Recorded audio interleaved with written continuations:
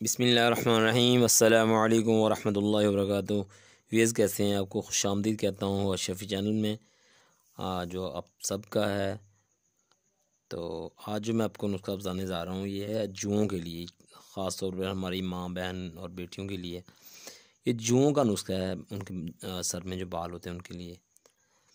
تو یہ ایسے ہے کہ سب سے پہلے کوشش یہ کریں کہ پیاز کا رس سر میں لگانے سے یاد رکھیں جوئیں مر جاتی ہیں۔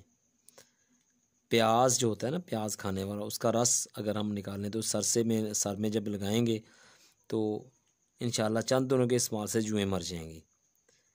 اور دوسرا یہ میں آپ کے ساتھ جو شیئر کرنے جا رہا ہوں سر کے حوالے سے، یہ بات ہے کہ سرکہ پانی میں ملا کر سر پر اچھی طرح سے لگائیں۔ سرکہ پانی میں ملا کر سر پر اچھی طرح لگائیں اور کچھ دیر کے بعد اپنے سر کو دھو لیں۔ چند روز آپ ایسا کریں گے یا کریں گی تو آپ کے جو ہیں جوئیں وہ بھی مر جائیں گی۔ چند دنوں کے بعد آپ خود کو ہلکا پھلکا الحمدللہ ثم الحمدللہ محسوس کریں گے۔ آپ اس نسخے کو آزمائیں اور مجھے اپنی دعاؤں میں یاد رکھیں۔ والسلام علیکم ورحمۃ اللہ وبرکاتہ۔